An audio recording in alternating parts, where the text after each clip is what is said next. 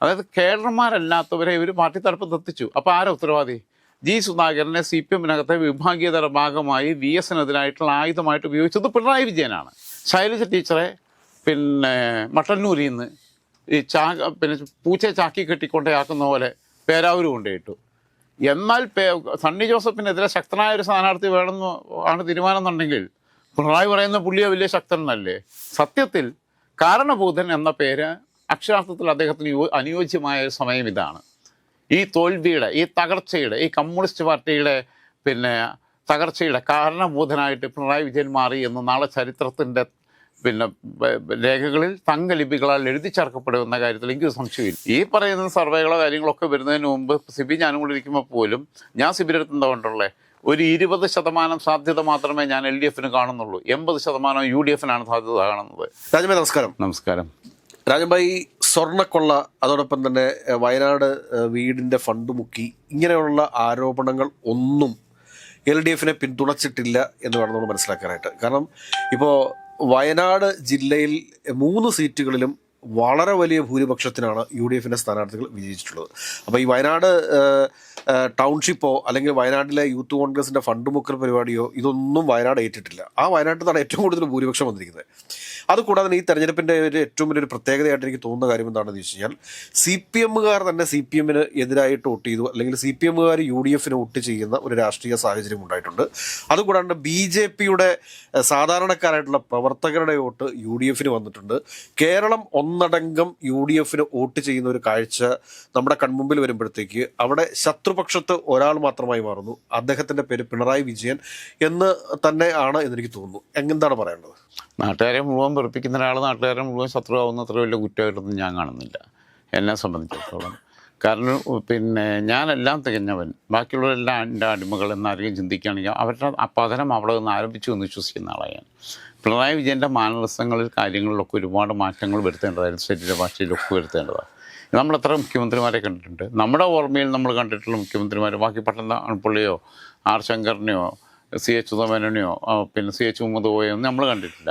നമ്മൾ കരുണാകരനെ കണ്ടിട്ടുണ്ട്, ആന്റണിയെ കണ്ടിട്ടുണ്ട്, ഉമ്മൻചാണ്ടിയെ കണ്ടിട്ടുണ്ട്, EK നായനാരെ കണ്ടിട്ടുണ്ട്, VS അച്യുതാനന്ദനെ കണ്ടിട്ടുണ്ട്, പിണറായി വിജയനെ കണ്ടിട്ടുണ്ട്. ബാക്കിയുള്ള മുഖ്യമന്ത്രിമാരുടെ അടുത്ത് കാണുന്ന രീതിയിലല്ല പിണറായി വിജയനെ കണ്ടിരുന്നത്. ഒരു കൊട്ടാര സദസ്സ് പോലെയുള്ള കുറച്ച് സിൽബന്തികളുടെ നിയന്ത്രണത്തിൽ നിന്നിരുന്ന ഒരു വ്യക്തിയായിട്ട് വേണമെങ്കിൽ അദ്ദേഹത്തെ കാണാവുന്നതാണ്. പാർട്ടി സെക്രട്ടറി ആയിരിക്കുമ്പോൾ തന്നെയുള്ള ഒരു ഏകാധിപതിയുടെ രീതി, അത് CPM-ൻ്റെ സംഘടനാ സ്ട്രക്ചർ വെച്ച് റഷ്യയിലെ കമ്മ്യൂണിസ്റ്റ് പാർട്ടിയുടെ ഇത് കോപ്പിയടിച്ച് ഏകാധിപത്യ പ്രവണത എന്നൊക്കെ പറഞ്ഞ് അങ്ങനെ കൊണ്ടുപോകുന്ന രീതി. ചൈനയുടെ അതിനേക്കാൾ ജനാധിപത്യം ഉണ്ട് കേട്ടോ. അവരുടെ പിന്നെ പാർട്ടി ഘടകങ്ങൾക്കൊക്കെ അതിനേക്കാൾ ഇതുണ്ട്. തുടർച്ചയായിട്ട് ഒരാളെ അങ്ങനെ എടുത്തൊന്നുമില്ല, അതുണ്ട്. മറ്റേടത്ത് അങ്ങനെ ഇല്ലായിരുന്നു. മറ്റേടത്ത് വേറെ സിസ്റ്റമാണ് ഫോളോ ചെയ്തിരുന്നത്. അപ്പോൾ സോവിയറ്റ് പിന്നെ യൂണിയനിലെ റഷ്യൻ പാർട്ടിയുടെ രീതിയാണ് ഇവിടെ അതേപടി പിന്നെ ഇംപ്ലിമെൻറ്റ് ചെയ്യാൻ ശ്രമിക്കുമ്പം സ്റ്റാലിനല്ല പിണറായി വിജയൻ എന്നുള്ള സാമാന്യ ബോധം വേണം. സോവിയറ്റ് യൂണിയനല്ല ഇന്ത്യ എന്നുള്ളൊരു ബോധവും കൂടെ വേണം. ഇതൊരു കുഞ്ഞു സാധനം, അതിനെ കൊണ്ടു നടക്കുമ്പോൾ കൊണ്ടു നടക്കേണ്ട പോലെ കൊണ്ടു നടക്കുമ്പോൾ കുഴപ്പം എന്താണെന്നുള്ളത് ജ്യോതി ബസുവിൻ്റെയും ബുദ്ധദേവ ഭട്ടാചാര്യയുടെയും ബംഗാൾ പഠിപ്പിച്ചു തന്നു. നിർബന്ധ ചക്രവർത്തിയുടെയും മണിക് സർക്കാരിൻ്റെയും ത്രിപുര പഠിപ്പിച്ചു തന്നു. എന്നിട്ട് ഞാനൊന്നും പഠിക്കില്ല എന്നൊരാൾ നിർബന്ധം പിടിച്ചു കഴിഞ്ഞാൽ ഒരു രക്ഷയില്ല. രണ്ടാമത്തെ കാര്യം, സിബി ആലോചിച്ച് നോക്കൂ. ഈ സ്വർണ്ണക്കള്ളക്കടത്ത് കേസും അതേപോലെ തന്നെ ഈ വയനാട്ടിലെ ഈ പിന്നെ യൂത്ത് കോൺഗ്രസ് വെച്ചു കൊടുക്കാന്ന് പറഞ്ഞ വീടിൻ്റെ പൈസ പൂട്ടടിച്ച സംഭവങ്ങളില്ലായിരുന്നെങ്കിൽ എന്താകുമായിരുന്നു നിധി? ചിലപ്പോൾ 140 അവരംഗീകരിച്ചു പോയേനെ. ഇങ്ങനെയുള്ള അതായത് അവർക്കെതിരെ ഒരുപാട് ആരോപണങ്ങൾ നിൽക്കുമ്പോൾ പിന്നെ അവരേറ്റവും ഭംഗിയായിട്ട് എടുത്ത തീരുമാനമുണ്ട്. ഇപ്പം രാഹുൽ മാങ്കൂട്ടത്തിൽ പിന്നെ പാർട്ടിയിൽ നിന്ന് പുറത്താക്കിയില്ലെന്ന് കൂട്ടിക്കോ, പാലക്കാട് വീണ്ടും മത്സരിപ്പിക്കുകയും ഒക്കെ ചെയ്യുക, അല്ലെങ്കിൽ വേണ്ട മത്സരിപ്പിക്കേണ്ട ക്യാമ്പയിന് മണ്ഡലങ്ങളിൽ കൊണ്ടുവരുന്നത് കൂട്ടിക്കോ, അവരുടെ റിസൾട്ട് മോശമാവുമായിരുന്നു തീർച്ചയായും അവർക്ക്. അപ്പോൾ അവരതുപോലും വളരെ ശ്രദ്ധിച്ചു. ഇന്ന് കേരളത്തിൽ കോൺഗ്രസ് സ്ഥാനാർത്ഥികളുടെ ഏറ്റവും അധികം ഭൂരിപക്ഷം നേടിയത് 2 പേരാണ്. 50,000 കവിഞ്ഞ് ഭൂരിപക്ഷം നേടിയത്. ഒന്ന് നിലമ്പൂരിൽ നിന്നുള്ള ആര്യടം മുഹമ്മദും ഒന്ന് പുതുപ്പള്ളിയിൽ നിന്നുള്ള ചാണ്ടിയുമ്മനും. ചാണ്ടിയുമ്മൻ്റെ ഒരു പ്രചാരണ രീതി ആലോചിക്കുക. ചാണ്ടിയുമ്മൻ്റെ മണ്ഡലത്തിലോട്ട് ഈ ഷാഫി പറമ്പിലിനെ അടുപ്പിച്ചില്ലല്ലോ. ബാക്കിയുള്ളടത്തെല്ലാം പോയി, ഇങ്ങോട്ട് വരണ്ടെന്ന് പറഞ്ഞു. അവിടെ വന്നു കഴിഞ്ഞാൽ 10 വോട്ട് കിട്ടാനുള്ളത് ഇല്ലാതാവും. ഈ പിന്നെ ഷാഫിയുടെ ഈ പര്യടനം കൂടി ഇല്ലാതിരുന്നെങ്കിൽ എന്താവുമായിരുന്നു സ്ഥിതി? കുറച്ച് കൂടുതൽ സീറ്റുകൾ കിട്ടുമായിരുന്നു. അപ്പോൾ ഇതൊക്കെ ഒരു യാഥാർത്ഥ്യമാണത്. ആൾക്കൂട്ടം ഒരിക്കലും വോട്ടായി മാറണമെന്നില്ല. ആൾക്കൂട്ടം വോട്ടായി മാറാനാണെങ്കിൽ ഇവരെക്കാൾ കൂടുതൽ എല്ലായിടത്തും ആൾക്കൂട്ടത്തെ എത്തിച്ചത് CPM. തീർച്ചയായും. കൊട്ടിക്കലാശത്തിനാണെങ്കിലും സ്ഥാനാർത്ഥി പ്രഖ്യാപനത്തിനാണെങ്കിലും വേണ്ട നിലമ്പൂർ ബൈ ഇലക്ഷനിൽ സ്വരാജ് പോകുന്ന വഴിയിൽ എറണാകുളം തൊട്ട് പിന്നെ പോകുന്ന സ്റ്റേഷനുകളിലെല്ലാം 10,000-കണക്കിന് ജനങ്ങളെ പിന്നെ സ്വീകരണം കൊടുത്തത്. ആൾക്കൂട്ടം മുഴുവൻ വോട്ടായി മാറണമെന്നില്ല. അത് പകല് പാർട്ടി പറയുമ്പോൾ ആൾക്കൂട്ടമായിട്ട് ചെല്ലും, രാത്രി ആകുമ്പോൾ ഇവർ തന്നെ മറച്ചു കുത്തുന്നതിനെ കുറിച്ച് പ്ലാൻ ചെയ്യും. അതൊക്കെ നമ്മൾ വളരെ കൃത്യമായിട്ട് നേരത്തെ പറഞ്ഞിട്ടുള്ളതാണ്. രണ്ടാമത് സിബി ആലോചിക്കേണ്ടത്, കമ്മ്യൂണിസ്റ്റ് പാർട്ടിയുടെ ചരിത്രത്തിലില്ലാത്ത മാതിരി എത്ര മുൻ MLA-മാരാണ് CPM-നെതിരായിട്ട് മത്സരിച്ചത്. ജി സുധാകരൻ മന്ത്രിയായിരുന്നു, പലവട്ട MLA ആയിരുന്നു. ജി സുധാകരൻ UDF-ൻ്റെ പിന്തുണയോടെ സ്വതന്ത്രനായിട്ട് മത്സരിക്കുന്നു. ആയിഷ പൊറ്റി 3 തവണ കൊട്ടാരക്കരയുടെ MLA ആയിരുന്നു. CPM-നെതിരായിട്ട് പിന്നെ കോൺഗ്രസിൻ്റെ പിന്തുണയോടെ മത്സരിക്കുന്നു. PK ശശി മുൻ MLA ആണ്. ഏതാനും ദിവസങ്ങൾക്ക് മുമ്പ് വരെ KTDC-യുടെ ചെയർമാൻ, ഒരു കുട്ടി MLA-ക്ക് തുല്യം, ഒരു മുക്കാൽ MLA. പക്ഷെ PK ശശി മൂന്നാമത് പോയിട്ടോ. മൂന്നാമത് പോയി. അല്ല, ഞാൻ പറയുക, ഇവരെല്ലാം ഈ പാർട്ടി വിട്ടു പോകുന്നു. പിന്നെ തളിപ്പറമ്പ് പിടിച്ചെടുത്ത ഗോവിന്ദൻ ചില്ലറക്കാരനല്ല. CPM-ൻ്റെ ജില്ലാ സെക്രട്ടേറിയറ്റ് മെമ്പറായിരുന്നു. ജില്ലാ സെക്രട്ടേറിയറ്റ് മെമ്പർ എന്ന് പറഞ്ഞു കഴിഞ്ഞാൽ സംസ്ഥാന കമ്മിറ്റി അംഗത്തേക്കാൾ വലിയ വിലയുണ്ട് കണ്ണൂർ ജില്ലയ്ക്കകത്ത്. പയ്യന്നൂർ ഏരിയ സെക്രട്ടറി ആയിരുന്ന ജില്ലാ കമ്മിറ്റി മെമ്പറായിരുന്ന കുഞ്ഞികൃഷ്ണൻ അവിടെ നിന്ന് മത്സരിച്ച് വിജയിക്കുന്നു, സിറ്റിംഗ് MLA പരാജയപ്പെടുത്തിക്കൊണ്ട്. ഇതൊക്കെ വരുന്നതെന്നുള്ള CPM-നകത്ത് സംഭവിക്കാൻ പാടില്ലാത്ത കാര്യങ്ങൾ സംഭവിച്ചുകൊണ്ടിരിക്കുന്നത്. മുൻ ദേവികുളം MLA S. രാജേന്ദ്രൻ BJP-യിലോട്ട് പോയി, ജയിച്ചില്ല. എന്നാലും ഞാൻ പറഞ്ഞ പോകുന്നു. ഈ അസ്പർശ്യത കുറഞ്ഞു വരികയാണ്, നേർന്നു വരികയാണ്. അതായത് കേഡർമാരല്ലാത്തവരെ ഇവർ പാർട്ടി തലപ്പത്ത് എത്തിച്ചു. അപ്പോൾ ആരാ ഉത്തരവാദി? ജി സുധാകരനെ CPM-നകത്തെ വിഭാഗീയതയുടെ ഭാഗമായി VS-നെതിരായിട്ടുള്ള ആയുധമായിട്ട് ഉപയോഗിച്ചത് പിണറായി വിജയനാണ്. അയാൾക്ക് ആവശ്യമില്ലാത്ത, അയാൾക്ക് അന്നും പിരി ലൂസാന്നുള്ളത് അറിയാം. അയാളെ കവിതയും ബാക്കിയുള്ളതൊക്കെ കേട്ടാൽ തന്നെ അറിയാം, അയാളെ വർത്തമാനം കേട്ടാലും അറിയാം. ആ പിരി ലൂസായവനെ പിടിച്ച് ക്യാബിനറ്റിലൊക്കെ ഇട്ടത് എന്തിനാ? പിണറായി എന്താ ഉദ്ദേശിച്ചത്? ഇയാളെ കൊണ്ട്, എനിക്ക് വിളിക്കാൻ പറ്റാത്ത തെറിയല്ല, ഇയാളെ കൊണ്ട് VS-നെ വിളിപ്പിക്കാം, അതിന് പകരം മന്ത്രിയാക്കുക. ഇതാണ് പിണറായി ചെയ്തത്. വേണ്ട, പിന്നെ മറ്റേ ഈ പറഞ്ഞ ഓരോരുത്തരെയും വെച്ച് നോക്കുകയാണെങ്കിൽ ഓരോ ആൾക്കാരെയും കൊണ്ടുവരുന്നത് അങ്ങനെ തന്നെയാണ്. ഈ PK ശശി എന്തിനാണ് കൊണ്ടുവന്നേ? പാലക്കാട് ജില്ലയ്ക്കകത്തുനിന്ന് അവിടെ നിന്ന് BS മത്സരിക്കുന്നത്. അവിടെ പിന്നെ VS-നെതിരെ പണിയെടുക്കാനും ബാക്കിയുള്ള പരിപാടികൾക്കും എല്ലാം മുൻകൈ എടുപ്പിച്ചത് ഈ PK ശശിയെ കൊണ്ടാണ്. അവിടെ കുറേ തരികളുടെ പരിപാടികൾ ഒപ്പിച്ചതാണ്. അത് പിന്നെ നടക്കാതെ വന്നു. ആവശ്യം കഴിഞ്ഞപ്പോൾ നടക്കാതെ വന്നപ്പോൾ ഒരു പണങ്ങി. ഇല്ലെങ്കിൽ എന്തിനാ PK ശശി ഇങ്ങനത്തെ പീഡന കേസ് ഇപ്പോൾ CPM തന്നെ പറയുന്നുണ്ട്.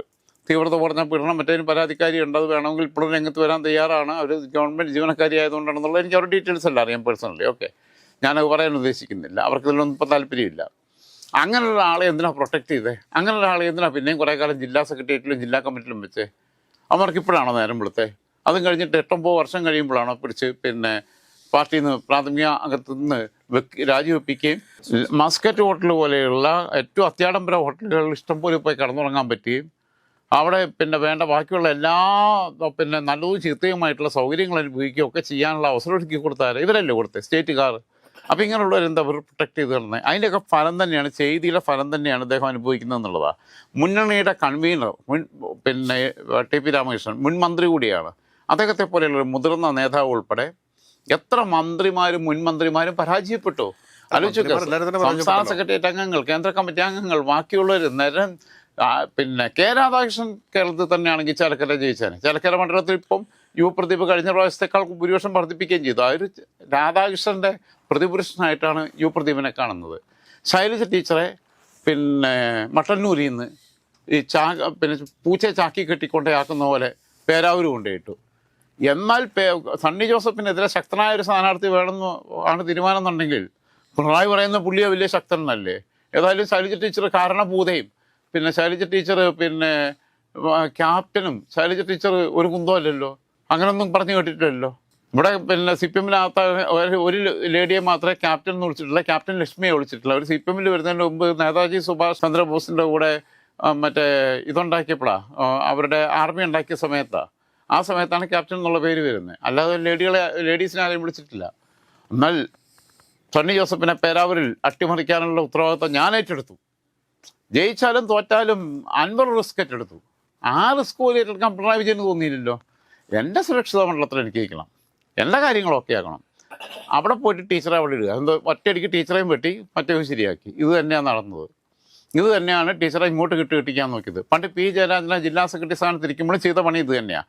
P. ജയരാജനെ പിന്നെ വടകരയിൽ നിന്ന് ലോക്സഭയിലേക്ക് മത്സരിപ്പിച്ചു. P. ജയരാജൻ ലോക്സഭയിലേക്ക് വടകരയിൽ നിന്ന് മത്സരിക്കുമ്പം കണ്ണൂർ ജില്ലാ സെക്രട്ടറി ആയിരുന്നു. അന്ന് പിന്നെ കോട്ടയം ജില്ലാ സെക്രട്ടറി ആയിട്ടുള്ള വാസവനെ ലോക്സഭയിലേക്ക് മത്സരിപ്പിച്ചു. അന്ന് എറണാകുളം ജില്ലാ സെക്രട്ടറി ആയിട്ടുള്ള രാജീവിനെ ലോക്സഭയിലേക്ക് മത്സരിപ്പിച്ചു. അന്ന് കൊല്ലം ജില്ലാ സെക്രട്ടറി ആയിട്ടുള്ള ബാലഗോപാലിനെ ലോക്സഭയിലേക്ക് മത്സരിപ്പിച്ചു. എല്ലാവരും തോറ്റ് തിരിച്ചു വന്നപ്പം വാസവൻ്റെ കസേരയിലിരിക്കുന്ന ആൾ എഴുന്നേറ്റ് കൊടുത്തു, രാജീവിൻ്റെ കസേരയിലിരിക്കുന്ന ആൾ എഴുന്നേറ്റ് കൊടുത്തു, ബാലഗോപാലിൻ്റെ കസേരയിലിരിക്കുന്ന ആൾ എഴുന്നേറ്റ് കൊടുത്തു. ജയരാജൻ്റെ കസേരയിലിരിക്കുന്ന ആൾ എന്തായാലും ജയരാജൻ ചെന്നിട്ട് എഴുന്നേൽക്കുന്നില്ല. മുമ്പിലെ കസേരയുണ്ട്, അവിടെ ഇരുന്നോളാൻ പറഞ്ഞു. എന്താണെന്ന് വെച്ചു. അപ്പോൾ റൈസൊക്കെ വേണ്ടിട്ടുണ്ട്, ഇനി ജില്ലാ സെക്രട്ടറി ഞാൻ തന്നെയാണെന്ന് പറഞ്ഞിട്ടുണ്ട്. ഇങ്ങനെ സംഘടനയ്ക്കകത്ത് പോകാൻ പറ്റുമോ? എത്ര ശുദ്ധ തെമ്മാടത്തിലുള്ള ഈ പാർട്ടിയെ കൊണ്ട് നാശമൊക്കെയല്ലേ ഇന്ന്.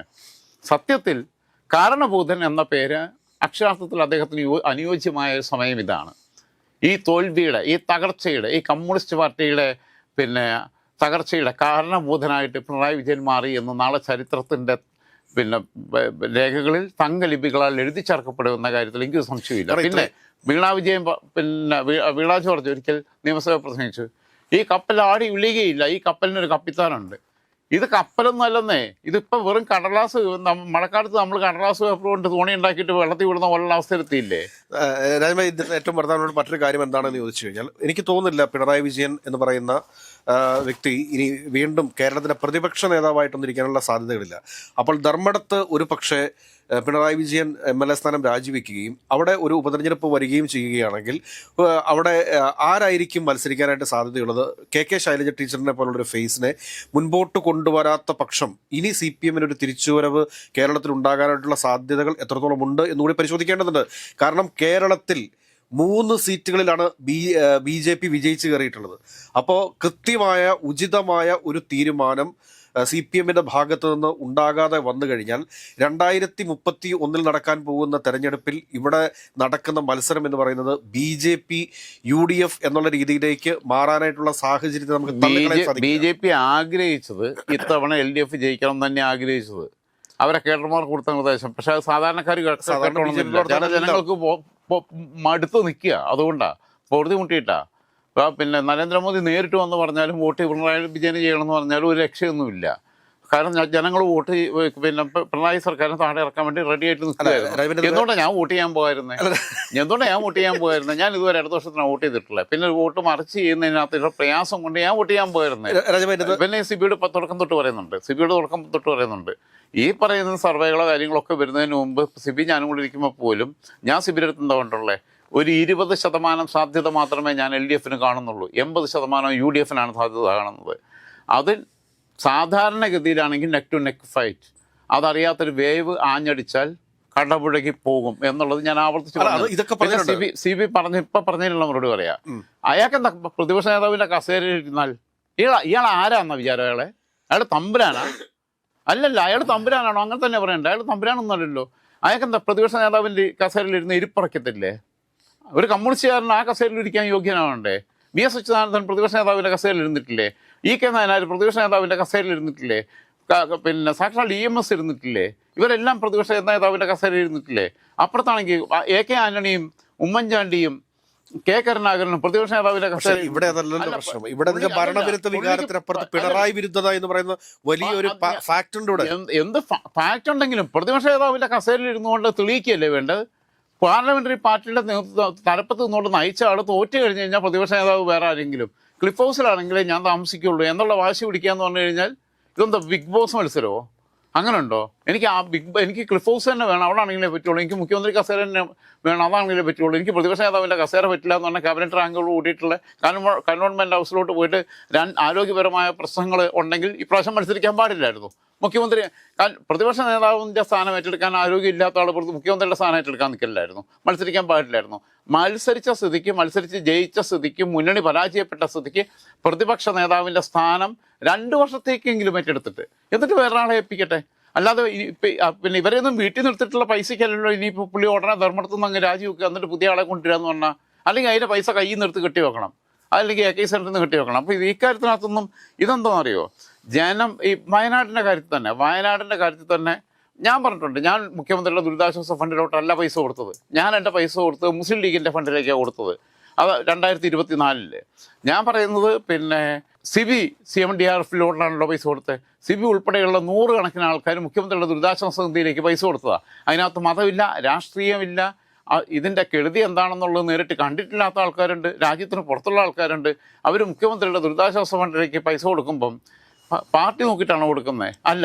പക്ഷേ അവസാനം എൻ്റെ ക്രെഡിറ്റ് മുഴുവൻ പറയാൻ വേണ്ടി കുറേ ഊച്ചാളി പേജുകളുണ്ട്. അവന്മാർ വന്നിട്ട് പറയും ഞങ്ങൾ തന്നു. ഈ അഹങ്കാരം കേൾക്കുമ്പോൾ ജനത്തിന് മടുക്കും. അങ്ങനെ പ്രശ്നമുണ്ട്. ജനം മനസ്സിലാക്കേണ്ട കാര്യം എന്ന് വെച്ചാൽ ജനം അടിമകളാണ് എന്ന ധാരണയിൽ ഇവർ നിൽക്കുന്നുണ്ടെങ്കിൽ വോട്ടെടുപ്പ് ദിവസമെങ്കിലും ജനാധിപത്യത്തിലെ എല്ലാ കാലത്തും ജനം അടിമകളല്ല, ഉടമകളാണ്. പിന്നെ ഭരണാധികാരികൾ അവരുടെ സേവകരുമാണ്, ജനസേവകരാണ്. പക്ഷേ അവർ ഞങ്ങൾ വലിയ മുതലാളിമാരും നിങ്ങൾ അടിമകളെന്നുള്ള മനോഭാവം വെച്ച് നിർത്തുമ്പോൾ വോട്ടെടുക്കുന്ന ദിവസം, വോട്ട് ചെയ്യുന്ന ദിവസം ജനം ഉടമകളാണ്, അവരാണ് ഞങ്ങളുടെ ഉടമകൾ, ഞങ്ങൾ അടിമകളാണ് എന്ന തിരിച്ചറിവ്. അതുകൊണ്ടാണല്ലോ വോട്ട് എന്ന് പറയുന്നത് സ്ഥാനാർത്ഥിയുടെ അവകാശമല്ല, മറിച്ച് സമ്മതിദായകൻ്റെ ഔദാര്യമാണ് എന്ന ബോധ്യമാണ് ഇവർക്കൊക്കെ ഉണ്ടാവേണ്ടത്.